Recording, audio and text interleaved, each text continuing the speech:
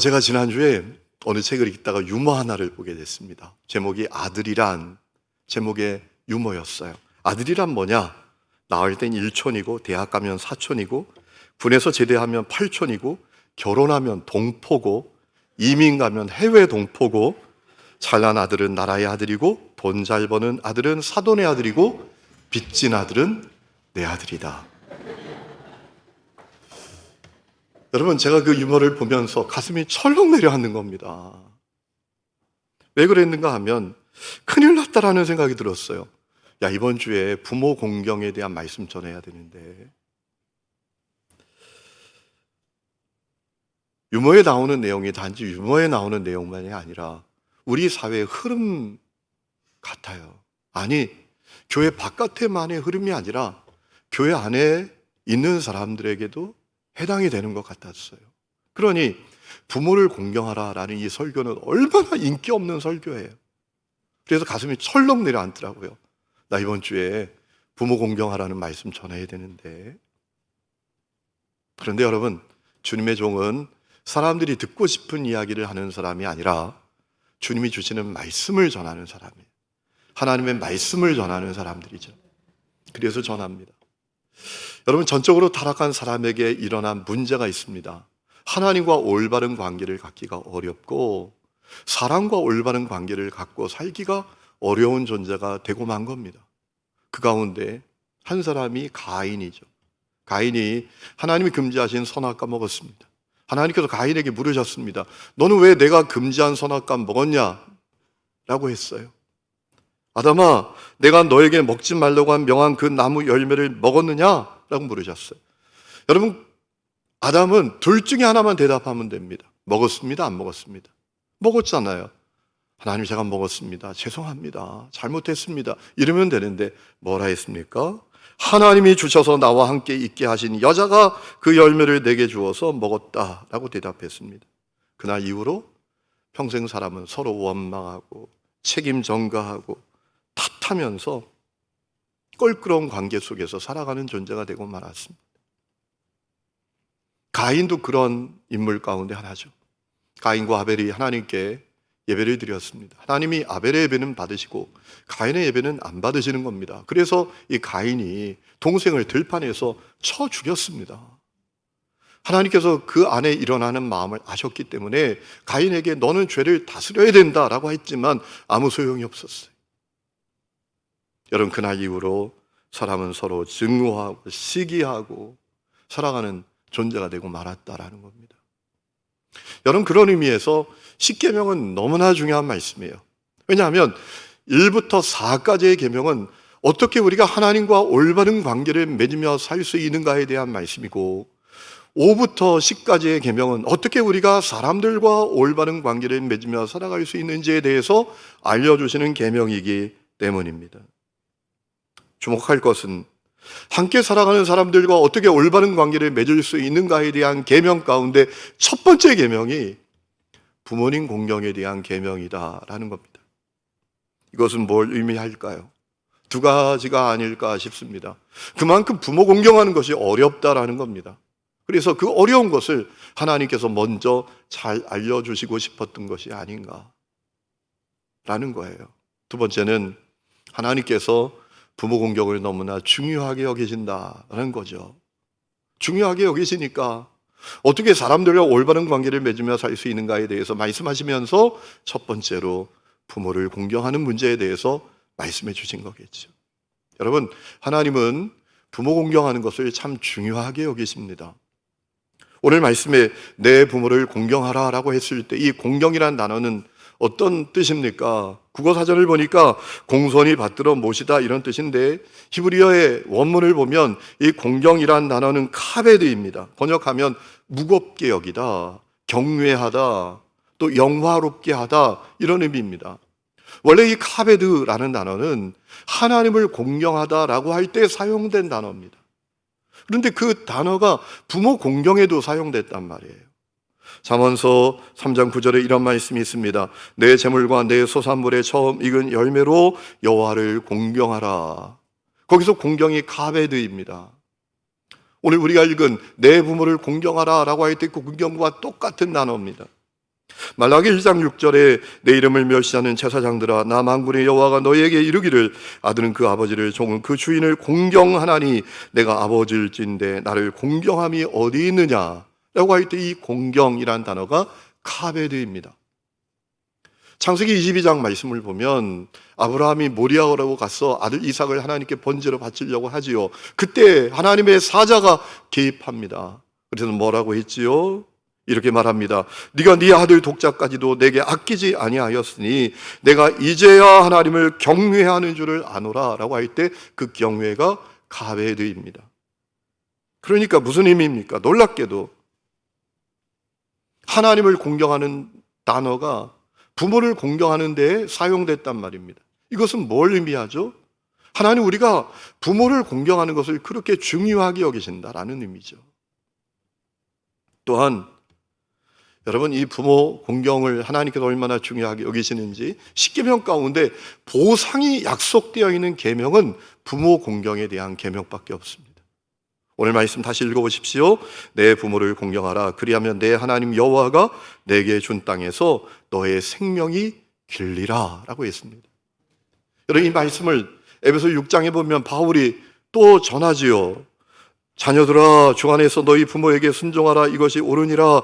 내 아버지와 어머니를 공경하라. 이것은 약속이 있는 첫 계명이니 이로써 네가 잘되고 땅에서 장수하리라 라고 했습니다. 여러분 부모 공경은 십계명 가운데 보상이 약속되어 있는 유일한 계명입니다. 부모 공경하면 하나님이 보상해 주신다. 그 약속이 있는 유일한 계명이에요. 반대로 부모 공경 잘하지 못하면 대가를 치르게 된다라는 말씀이 성경에 있지 않습니까? 출애굽기 21장 15절에 보면 자기 아버지나 어머니를 치는 자는 반드시 죽일지라 라고 했습니다. 출애굽기 21장 17절 말씀을 보면 자기 아버지나 어머니를 저주하는 자는 반드시 죽일지라 라고 했습니다. 신명기 21장 18절 이하의 말씀을 보면 어떤 아들이 순종하지 않아요. 패역해요. 부모를 거역합니다. 그러면 그 부모를 그 성읍 장로들에게 데리고 가면 그 성읍 장로들은 온 백성들로 하여금 그 자식을 돌로 치도록 하라고 했어요.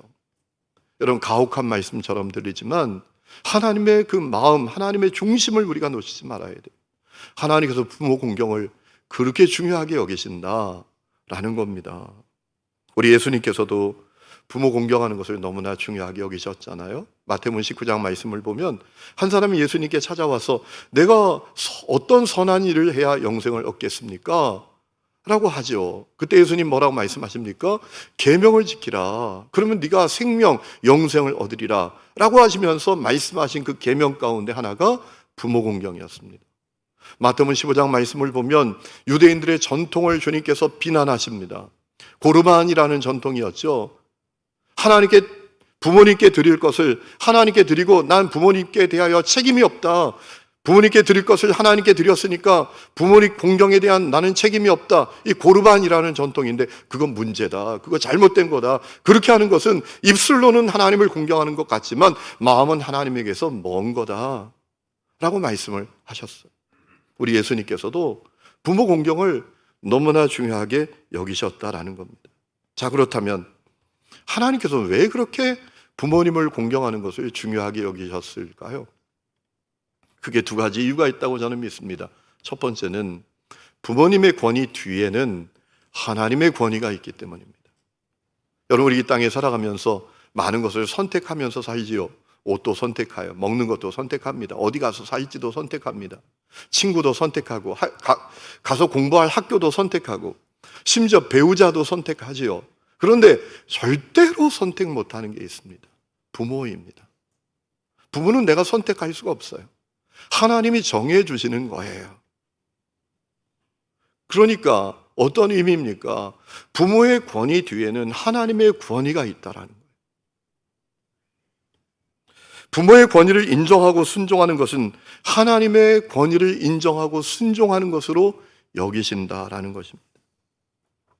그렇기 때문에 사실 10계명 가운데 하나님을 향한 계명은 1부터 4까지의 계명이 아니라 1부터 5까지의 계명이라고 해도 과언이 아닙니다. 실제로 여호와, 하나님을 가리켜서 당신께서 나라고 표현된 그 단어가 나오는 계명은 1부터 5까지의 계명이에요. 6계명부터는 여호와 나라는 계명이 나오지 않습니다. 여러분, 하나님께서는 부모를 공경하는 것을 중요하게 여기십니다. 왜냐하면 부모의 권위는 하나님께서 나에게 세워주신 권위이기 때문입니다. 부모의 권위 뒤에는 하나님의 권위가 있기 때문입니다. 하나님이 정해주신 거니까. 내가 선택한 게 아니에요. 하나님께서 정해주신 거니까. 그래서 중요하게 여기신 거예요. 두 번째는 부모는 다른 누구의 부모가 아니라 내 부모이기 때문에 부모 공경하는 것을 중요하다고 하신 거예요. 여러분, 오늘 말씀을 보면서 놓치지 말아야 될 말씀은 너의 부모를 공경하라 라는 겁니다. 자, 말씀 보세요. 내 부모를 공경하라. 내 하나님 여호와께서 내게 준 땅에서 내 생명이 길리라 라고 하셨습니다. 하나님께서 내 하나님이신 것처럼 부모도, 너의 부모도 너의 부모다. 그러니까 공경하라 라는 말씀이죠. 여러분, 하나님께서 부모 공경하는 것을 중요하게 여기신 이유는 그 부모가 다른 누구의 부모가 아니라 내 부모이기 때문입니다.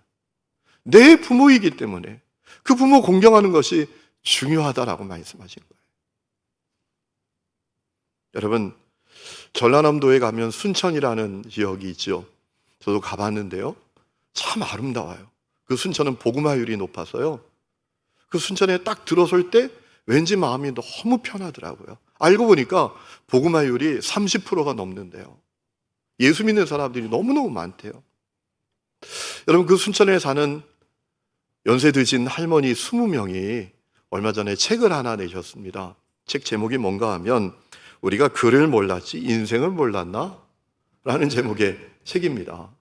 이분들이 어렵고 가난한 시절에 살다 보니까 공부를 못하고 글을 모르게 되었던 거예요. 그래서 연세가 많이 드셔서 이분들이 글 공부를 하고 글을 써서 책을 낸 거예요. 그 제목이 우리가 글을 몰랐지 인생을 몰랐나? 라는 제목의 책입니다. 그 내용이 절절합니다. 우리 한국 근현대사의 애환이 그 글에 다 들어 있습니다. 한국 근현대사의 슬픔과 좌절과 눈물과 고통이 그 할머니들이 쓴 글에 다 녹아 있습니다. 어떤 할머니는 일본군에 잡혀가 돌아오지 못한 친구의 이야기를 써 내려갔어요.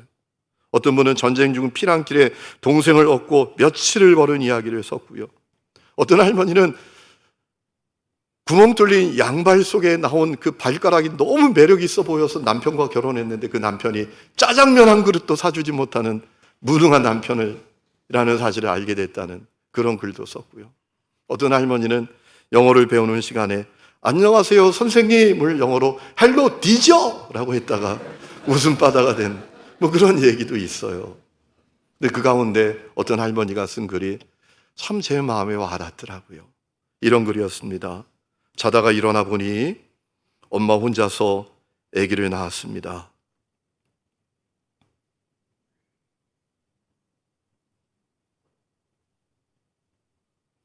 엄마는 몸조리도 못하고 장사를 갔다가 밤중이 돼서야 집에 왔습니다. 옆집에서 보리개떡 먹는 것을 보고 나도 먹고 싶었습니다. 그래서 엄마한테 쫄랐습니다. 그런데 엄마는 몸이 아파 보리개떡을 쪄주지 못하고 돌아가셨습니다. 나는 엄마 마음을 아프게 해서 평생 늘 미안합니다. 여러분, 시대와 상황은 달라졌지만 그 어머니가 우리들의 어머니잖아요. 다른 누구의 어머니가 아니라 내 어머니잖아요. 부모는 다른 누구의 부모가 아니라 내 부모니까 공경하라고 말씀하신 거예요. 잠언서 23장 22절에 말씀하셨습니다. 너를 낳은 아비에게 청종하고 내 늙은 어미를 경히 여기지 말지니라. 여러분 성경 읽다 보면 참 재미있는 내용이 있어요. 출애굽기 21장에, 신명기 21장에 부모에게 순종하지 않고 거역하지 않는 그런 자녀는 다 죽이라고 했잖아요. 그런데 성경을 읽어보면 그렇게 해서 죽었다는 자식이 한 명도 없어요. 부모에게 순종하지 않아서 부모를 거역해서 죽었다는 자식 이야기가 한 명도 안 나옵니다. 그 이유는 뭘까요? 내 자식이니까 거역하도 순종하지 않아도 인내하고 참고 용서하고 사랑했던 부모들이 있었기 때문이 아니겠습니까? 여러분, 내 부모입니다. 그래서 주님이 내 부모를 공경하라, 그것이 중요하다라고 말씀하신 거예요. 자, 그렇다면 어떻게 내 부모를 공경할 수 있을까요? 중요한 방법이 하나 있습니다. 주 안에서 공경하는 겁니다. 여러분, 에베소 6장 말씀을 보면 부모님을 공경하라라는 말씀이 나옵니다. 그런데 그냥 공경하라라고 하지 않고 주 안에서 공경하라라고 하셨습니다. 에베소 6장 1절에 자녀들아 주 안에서 너희 부모에게 순종하라, 이것이 옳으니라. 그냥 순종하라라고 하지 않았어요. 주 안에서 순종해라. 주 안에서 순종한다라는 것은 어떤 의미입니까? 안에서라는 단어가 어떤 의미인지 제가 원문을 찾아봤습니다. N이라는 단어더라고요. 뭐뭇과 함께라는 의미가 있어요. 뭐뭇 안에서라는 의미가 있어요. 그러니까 너의 성품, 너의 능력, 너의 결심, 너의 의지가 아니라 주님과 함께, 주님이 주시는 은혜와 함께, 주님이 주시는 사랑 안에서, 주님이 주시는 능력 안에서 너의 부모를 공경하라라는 거예요. 여러분, 우리는 내 성품으로 부모 공경하기 어렵습니다. 내 결심으로, 나의 능력으로, 나의 의지로 부모 공경하는 거 어렵습니다. 저에게 고민이 하나 있어요. 12년 전에 제 어머님이 교통사고를 당하셔서 한 다리를 잘 못 쓰게 되셨어요. 그래서 제가 모셔왔지요. 늘 방 안에만 어디 나가지도 못하고 계십니다. 겨우 화장실 기구를 의지해서 겨우 갔다 오셔요. 그런데 언제부턴가 이제 더 노쇠하게 되어서 화장실 갔다 오는 것도 너무 고통스러워 하시는 거예요. 그래서 물도 최소한으로만 드시더라고요. 이런 걱정이 덜컥 드는 거예요. 앞으로 화장실도 못 가시면 어떡하지? 대소변 다 받아내야 되면 어떡하지? 그 걱정을 제가 하고 있는 거예요. 여러분, 내 성품으로 부모님 공경하기 어려워요. 내 의지로, 내 결심으로, 내 능력으로 부모님 공경하는 것 어렵습니다. 여러분, 우리는 내게 잘하고 나에게 선하게 대하고 나를 사랑해주는 사람을 잘할 수는 있지요. 그런데 나에게 잘못하고 나를 힘들게 하고 그런 사람에게 잘하는 것 정말 어렵지 않습니까? 여러분 가운데 어떤 분들은 부모님 이런 말만 떠올려도 마음이 따뜻해지고 행복해지고 마음이 기쁘고 행복한 추억의 대상인 그런 부모님이 계실지 모르지만 어떤 사람에게는 생각만 해도 고통스럽고 생각만 해도 상처가 되고 생각만 해도 마음이 덜덜 떨리는 그런 부모님도 계시지 않습니까? 여러분, 그렇기 때문에 주 안에서 부모님을 공경하지 않으면 부모 공경이 어려워요. 내 성품, 내 능력으로 할 수가 없어요. 오직 주 안에서 주님이 부어주시는 사랑과 은혜 안에서 공경할 수 있어요. 제가 얼마 전에 제가 잘 아는 목사님 이야기를 듣게 되었어요. 그분의 아버지가 평생 알코올 중독자로 사셨어요. 그래서 53살에 젊은 나이에 세상을 떠나셨어요. 그분에게 있어서 자기 아버지는 상처뿐인 기억이에요. 두려움과 고통뿐인 기억이라 합니다. 그분의 아버지는 자기는 알코올 중독자면서 자식들에겐 완벽함을 요구하셨대요. 1등을 하면 말할 수 없는 폭력을 당하고 매를 맞는 거예요. 2등, 3등에 해당한 엄청난 폭력을 당하고 매를 맞았다고 해요. 이 목사님이 은혜를 받고 신학대학에 갔는데 신학대학에 가서 자기 자신을 바라보다가 깜짝 놀라는 사실이 하나를 발견했답니다. 기도할 때 아버지라는 이름을 사용하지 못하는 거예요. 기도할 때 하나님, 주님 이러고만 기도하지 다른 사람들처럼 하나님 아버지 이런 기도를 못하고 있더라는 거예요, 자기가. 왜? 아버지라는 단어만 떠올려도 상처와 고통과 두려움뿐인 그 아버지가 연상이 되어서 기도할 때도 아버지라는 단어를 사용하지 못할 정도가 되었더라는 거예요. 그런 아버지가 이 목사님께서 첫 목회를 나간 첫 해에 돌아가셨대요. 장례를 치르는 기간이 주일이 끼어 있어서 주일날 아침이 되어서 자기는 오토바이를 타고 사역하는 교회 예배를 인도하러 가는 겁니다. 1시간 반을 가야 되는 거예요. 이분이 오토바이를 타고 1시간 반 동안 달려가는데 하나님께서 이 목사님 마음에 아버지를 용서하고 사랑하는 마음을 부어주시더라는 거예요. 아버지가 돌아가셔서도 슬프지도 않았대요. 마음 한 언저리엔 잘 죽었다, 이런 마음이었대요. 근데 오토바이를 타고 가는데 아버지를 용서하고 사랑하는 마음을 하나님께서 물 붓듯이 부어주시는데, 그래서 오토바이를 타고 가는 내내 아버지, 아버지, 아버지, 아버지, 아버지만 외치고 갔더라는 거예요. 그 1시간 반 동안 아버지를 진정으로 용서하고 사랑하게 되었고, 아버지를 향한 상처, 고통, 마음의 쓴뿌리가 다 씻겨나가는 시험을 하게 됐더라는 겁니다. 여러분, 그렇습니다. 부모 공경 내 힘으로 못해요. 내 성품으로 못합니다. 내 노력으로도 못합니다. 목사가 되어서도 못합니다. 오직 주님이 부어주시는 은혜 안에서만 할 수 있는 거예요. 그래서 우리가 날마다 주 앞에 엎드려야 하는 겁니다. 아까도 우리가 기도했잖아요. 하나님, 나에게 은혜가 필요합니다. 우리가 다 일어나서 기도했잖아요. 그 기도가 간절한 기도가 되어야 합니다. 하나님, 내가 은혜 없이는 아무것도 못합니다. 나에게 은혜를 부어주세요. 내 결심으로 못합니다. 주님의 은혜 안에서 할 수 있습니다. 두 번째는 청지기 정신을 가져야 됩니다. 여러분, 기독교 유의에 있어서 가장 중요한 기초되는 정신 가운데 하나는 청지기 정신입니다. 여러분, 청지기 정신이라는 게 뭡니까? 간단하게 말하면 이런 거 아닙니까? 내게 있는 것 다 내게 아니다, 다 받은 거다, 그러니 감사하다 라는 것 아니겠습니까? 거기서 자선이 나옵니다. 거기서 섬김이 나옵니다. 거기서 나눔이 나옵니다. 내게 있는 거 다 내게 아니야, 다 받은 거야, 그러니 얼마나 감사해. 이것으로부터, 이 청지기 정신으로부터 모든 것이 시작이 되는 거예요. 여러분, 중세 교회는 가톨릭 교회가 주장하는 공로 구원론을 따랐습니다. 그래서 구원받기 원하느냐? 자선을 해라.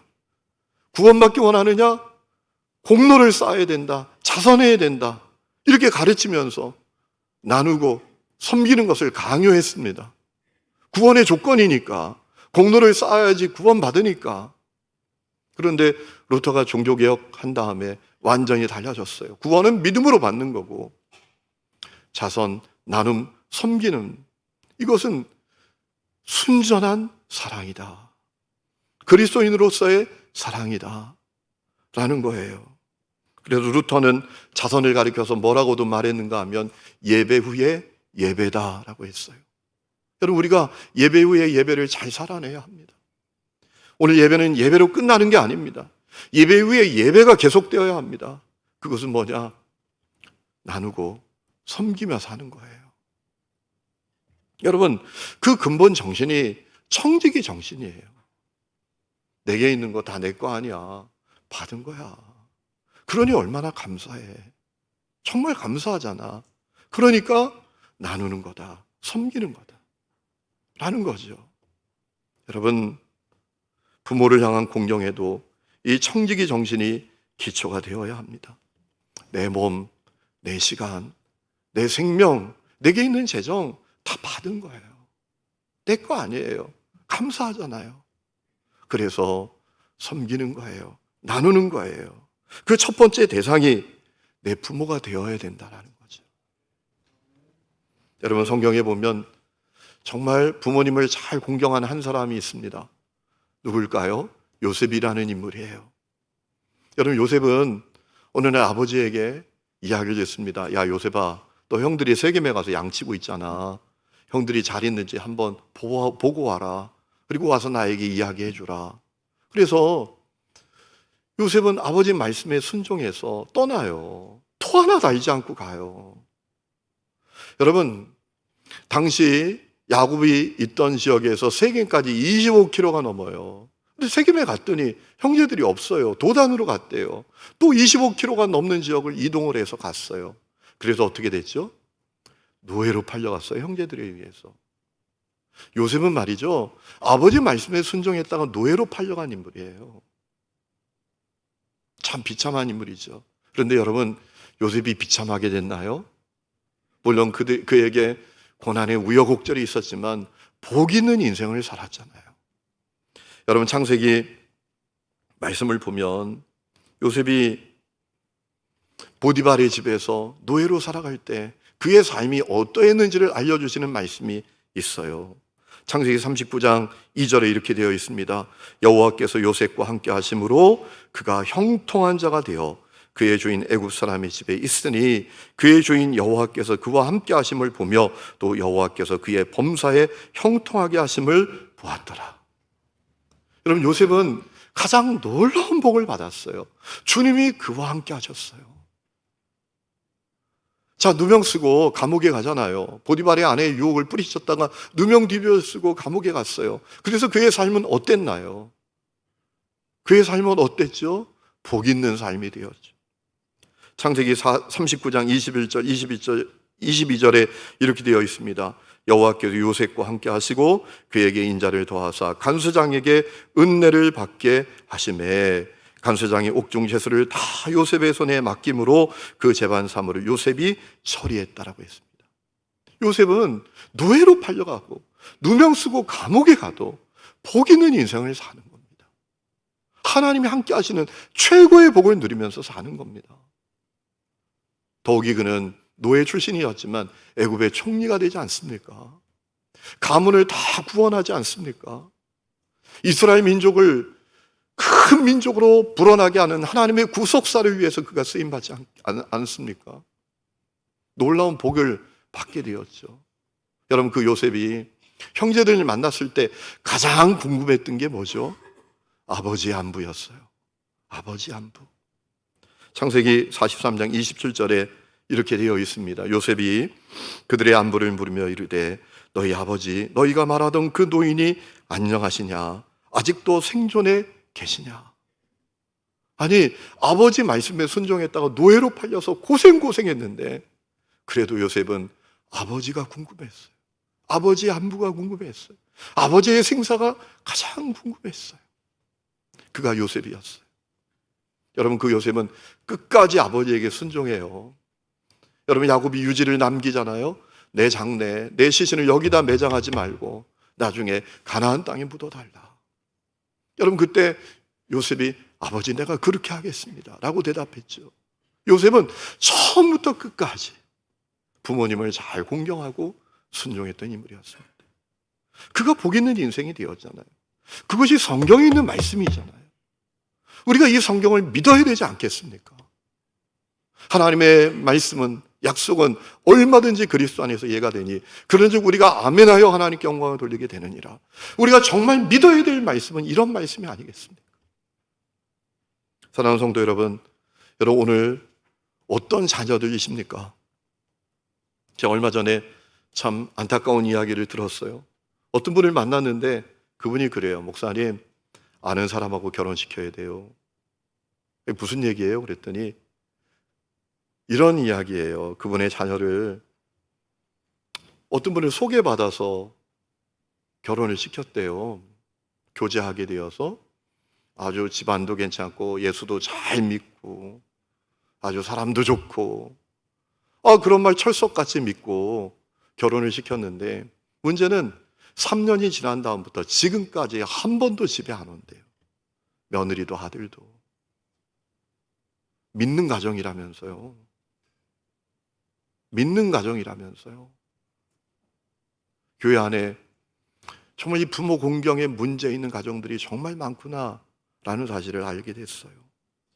성도 여러분, 우리가 십자가 복음으로 구원받은 하나님의 자녀가 되었다는 가장 중요한 사인은 무엇입니까? 사랑이죠. 요한일서 4장 7절에 사랑하는 자들아 우리가 서로 사랑하자. 사랑은 하나님께 속한 것이니 사랑하는 자마다 하나님으로부터 나서 하나님을 알고 사랑하지 아니하는 자는 하나님을 알지 못하나니 이는 하나님은 사랑이십니다. 여러분, 그 사랑의 첫 번째 대상은 부모입니다. 여러분, 부모 잘 공경하십시오. 그래서 요셉과 같은 복이 여러분과 여러분 가정에 있기를 주의 이름으로 축원합니다. 우리 이 시간에 찬양 부르고 기도하는 시간을 갖겠습니다. 나는 아무것도 아닙니다. 찬양하겠습니다.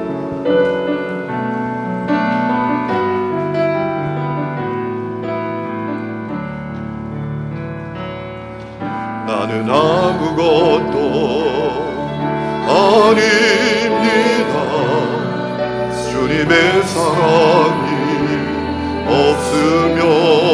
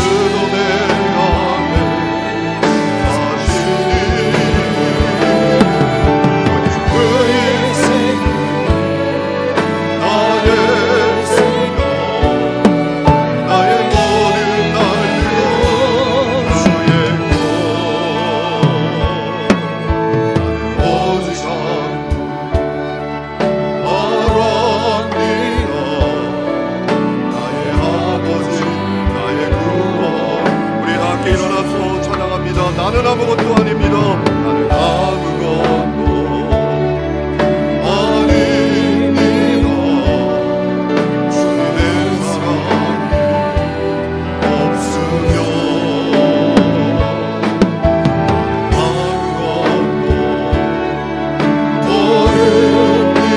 어렵니다. 주님의 사랑이 없으면 나는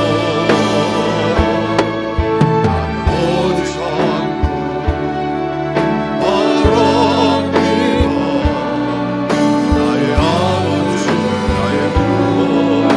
이제 내가 사는 것 아니요 이제 내가 사는 것 아니요 그리스도 내 안에 사시니 그의 생명이 나의 생명 나의 모든 날이요 주의